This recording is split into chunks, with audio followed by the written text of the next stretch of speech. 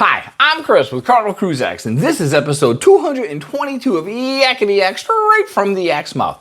John Heald, Carnival Cruise Line's brand ambassador, posts on his Facebook page where you can ask him questions. He answers the questions. We take the cool, the funny, the weird, the lies, the myths, and we put them here for you. So on today's episode, we're talking about 14-day cruise. Can I bring 2 bottles of wine?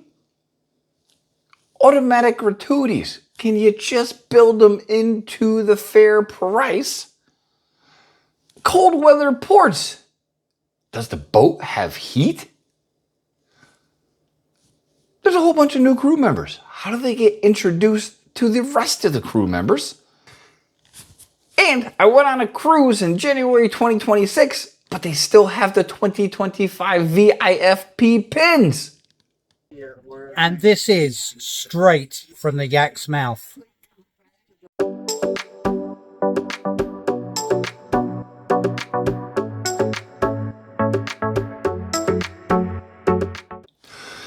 All right, question 1. This cruiser is going on a 14-day cruise, lucky, and want to know if they can bring 2 bottles of wine per person over 21 since this cruise is longer.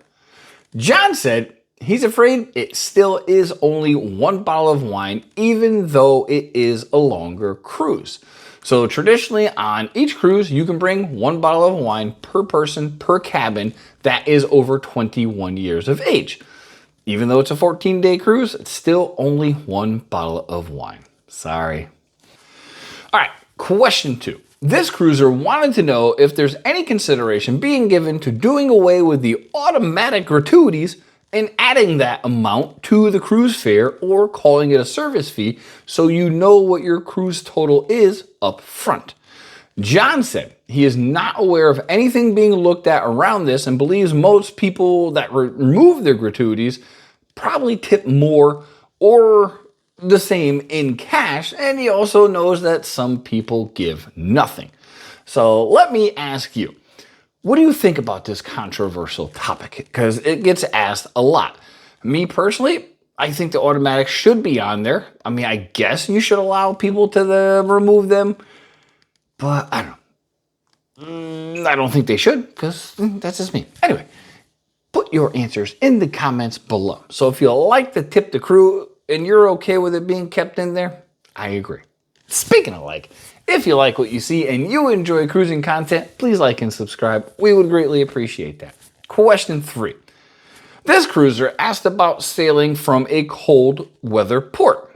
They said, is it true that ships only have air conditioning and no heat?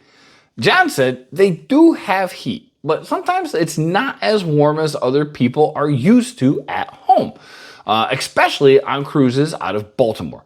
The crew members do a great job, and if you ask them, they will absolutely get you an extra duvet cover, or even like we're in the Southern Caribbean, we will ask for that cute little blue fuzzy blanket. Just ask your room steward, cabin steward, whatever they're called these days, and they can get you some extra warm weather gear, if you will.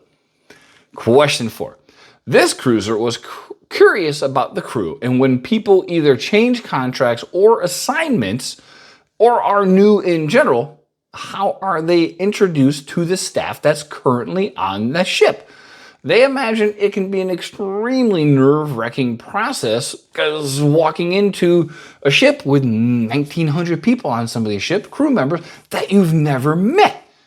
John said they have a brilliant human resources department who have a whole entire meet and greet system, and it helps them transition into their new job or their new ship. So they're not just going, here they are. They have a little meet and greet system so you can say hi probably to your department supervisors, meet some of the people in there, but they're fully aware of this and they will help integrate the new people into that current ship. That's pretty cool. Last question. This cruiser was on a cruise in early 2026 and went to get their VIFP pins, but when they did, they had the 2025 pins. And they're like, well, what the hell? It's a 2026 cruise. Where's the 2026 pins? John said, yes, there has been a delay from the distributor, and he apologized for this. He said anyone that sails in 2026, early 2026, and they have received a 2025 pin, all you have to do is email guestcare@carnival.com. And when they get them in, they will automatically send you a pin to your house so you have the cool 2026 pins. So yeah, if you're on a ship and they don't have them, they're getting them. Manufacturer's a little bit behind in getting them to Carnival, so just email guestcare@carnival.com and you will get your 2026 pin. That's been episode 222 of Yakety-Yak, straight from the Yak's mouth. Thanks for watching. Please take care.